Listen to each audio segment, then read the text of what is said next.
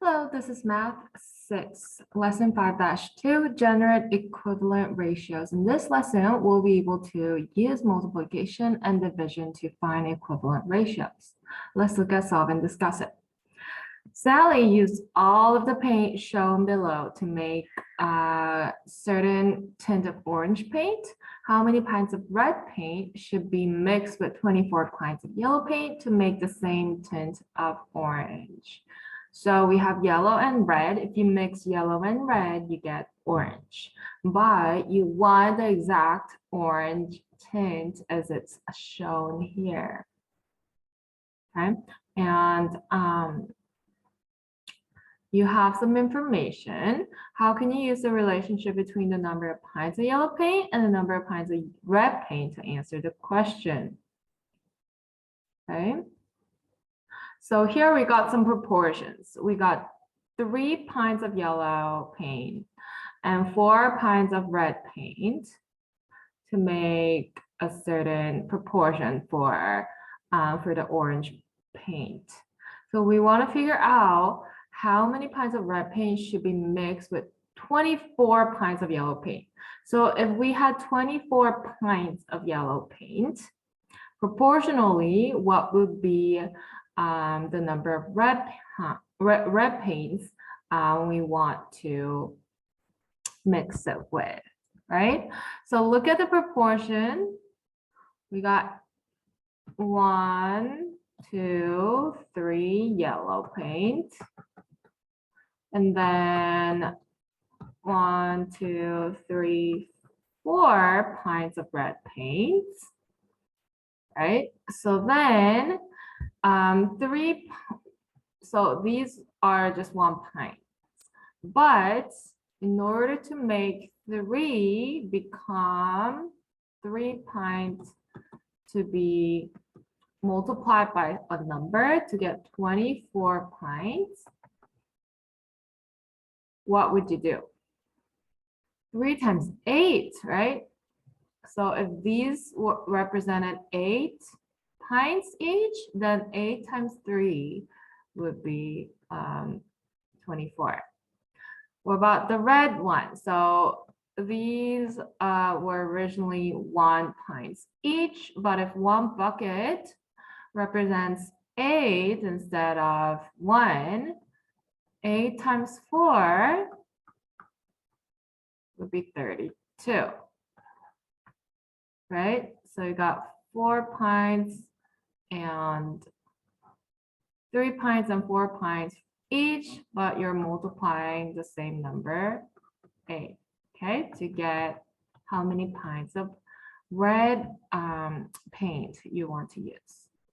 The answer is 32 pints of red paint.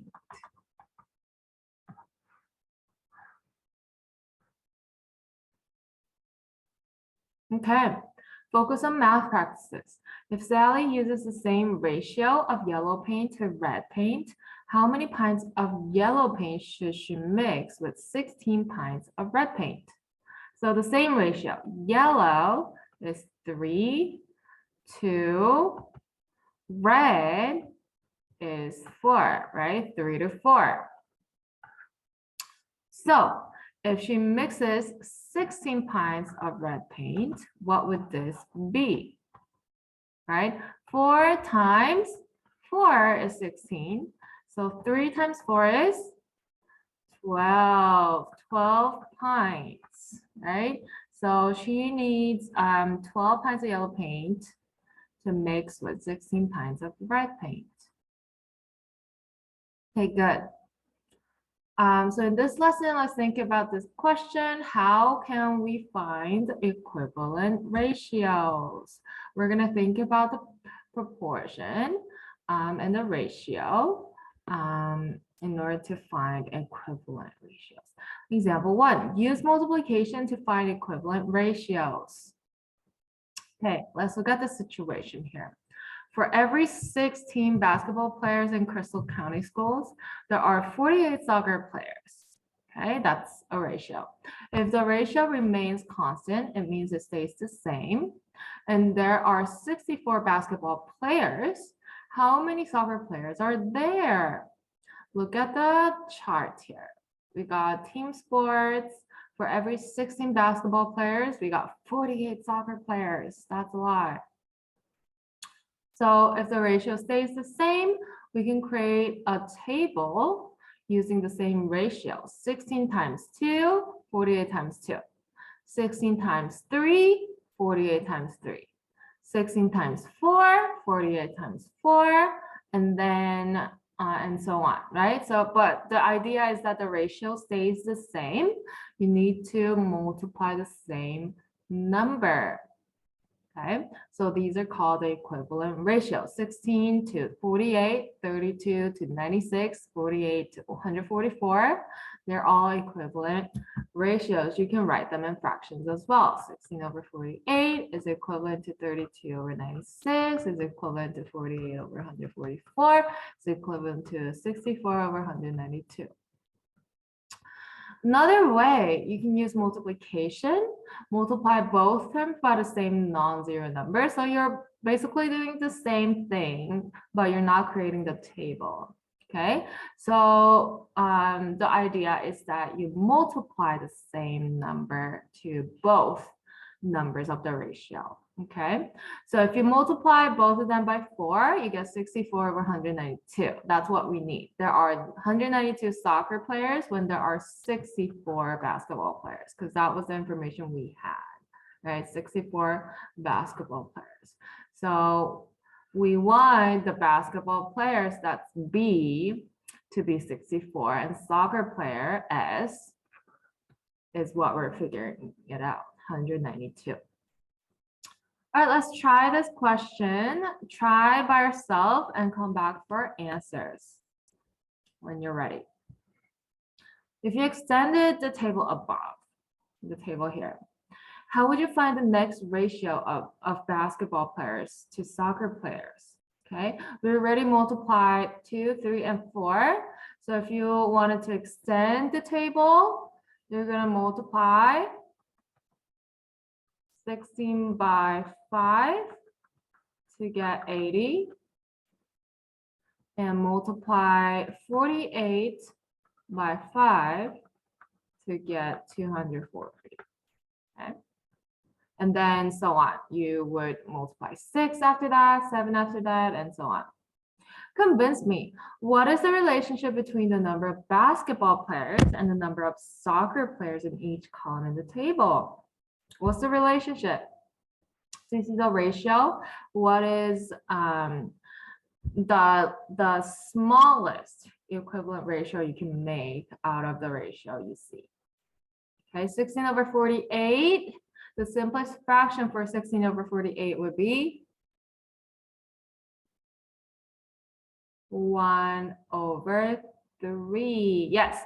So that means the number of soccer players would be always 3 times as much as number of basketball players.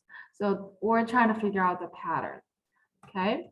So basically, there are 3 times as many soccer players as basketball players, is what we can say. Okay, so the number of soccer players times 3 is going to be the number of basketball players, because we have a constant ratio and all the equivalent ratios should be proportional to 1 over 2. All right, that was example 1. Let's look at example 2 on the next page. Use division to find equivalent ratios. Sarah made baskets on some of her shots in a basketball game. Cool. If she continues to make baskets at the same rate, how many baskets will Sarah make in her next 6 shots? So we don't know if she's gonna continue her rate, but we're gonna assume she continues to make baskets at the same rate, and we're gonna predict how many baskets she'll make in her next 6 shots. Okay, so far she made 18 shots and she made 12 baskets. That means the ball went in. Okay, and we're gonna predict the next 6 shots, which is gonna be total of 24 shots. How many baskets would you have in total 24 shots, including the shots she made so far? If she continues on with this ratio, right? You can first look at the table, make a table. We got 6 to 4, 9 to 6, 18 to 12. So 18 shots, she made 12 baskets. So if you want to get a smaller ratio, you want to divide and go back in the table. Okay, remember how you multiplied in order to extend your table? But if you want to look at the smaller ratios, smaller equivalent ratios, you do the same thing except you divide the same numbers. Okay, so 18 divided by 2 is 9, 12 divided by 2 is 6, 18 divided by 3 is 6, 12 divided by 3 is 4. So these are equivalent ratios. 6 over 4 is equal to 9 over 4 is equal to 18 over 12. Okay, and you can keep doing that. 18 divided by 6 is 3. 12 divided by 6 is 2. So this is the smallest ratio you can get, 3 over 2. Right? That's the simplest form of this ratio. Or yes, you can use division. You want to know how many baskets that she'll make in this rate when she makes 6 shots. So you divide 18 by 3 to get 6. That means you need to divide 12 by 3 to get 4. So if she makes 6 more shots, she's gonna make 4 more baskets if she continues her rate. Okay, so she'll make 4 baskets in her next 6 shots would be our best guess. Let's look at try it. See if you can do it by yourself. Come back when you're ready. Rashida uses 8 cups of tomatoes and 3 cups of onions to make salsa. How many cups of onions should Rashida use if she uses only 4 cups of tomatoes? So what's the ratio? 8 tomatoes to 3 onions. So let's use T for tomato, O for onion. You can make a table. You can just divide as well. But let's look at it. We got 8 over 3. If she uses only 4 cups of tomatoes, 8 wants to be 4. In order to do that, you need to divide 8 by 2. So then you do the same thing, divide 3 by 2 and you get 3 over 2. Okay, so if he wants to use only, she wants to use only 4 cups of tomatoes, she would just need 3 over 2 or 1.5 cups of onions. So that could be 1.5 cups or 3 over 2 cups or 1.5 cup. Okay, they're all the same thing. Example 3, find equivalent ratios. Pi is the ratio of the circumference of a circle to its diameter. This ratio is approximately 66 to 21. Which of the following ratios are equivalent to 66 to 21? We got 22 to 7, 33 to 10, 44 to 14, 88 to 28, which would be equivalent to 66 to 21. Okay, you can make them as a fraction to compare them, or you can make tables of equivalent ratios like that. Okay, so starting from 66 over 21, you can divide both numbers by 3 to get 22 over 7. So yes, 22 to 7 would be equivalent ratio. You multiply them to get a bigger number. 44 over 14. Okay, so that's equivalent. 66 over 21. We don't see that in the list. 88 over 28. So that's equivalent. how do we check if 33 over 10 is equivalent or not? Well, you can try to make 33 over 10 to 66 because you can multiply 33 times 2 to get 66. 10 times 2 is 20. So 66 over 20 is very close to 66 over 21, but it's not exactly the same. So equivalent ratios would be 22 to 7, 44 to 14, 88 to 28 only. Okay, equivalent means exactly the same. Close enough is not an option. Okay, let's try it. Which of the following ratios are equivalent to 16 to 20? So you can make a table, you can divide and multiply the ratio in order to get equivalent ratios. So 16 over 20. Let's use another method. We're gonna just use fractions. 16 to 20 could be written as 16 over 20. And you can rewrite the other ratios as fractions too. 2 over 3, 4 over 5, 18 over 22, 20 over 25. You can multiply this, or you can divide it by 2 to get 8 over 10. And then divide it, so this is division by 2. Divided by 4 to get 4 over 5. Okay, and so on. If you divide 4 over 5 by 2, you get 2 over 2.5, right? 2 over 3 is not exactly equivalent. So that is not equivalent. What about 4 over 5? Yes, equivalent. 18 over 22. Well, let's see if we could make 8 over 10 into 18 over 22. Or wait, how would we make 18 over 22? Maybe we can simplify 18 over 22. Divide both numbers by 2, you get 9 over 11.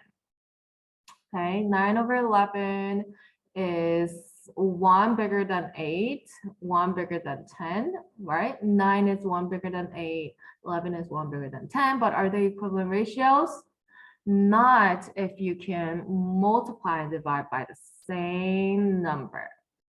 So this one is not really an equivalent ratio. There's no way you can make them equivalent.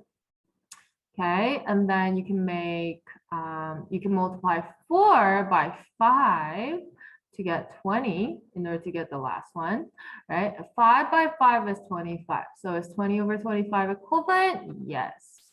So the only equivalent ratios are 4 to 5 and 20 to 25. Okay. All right, that was lesson 2, generating equivalent ratios.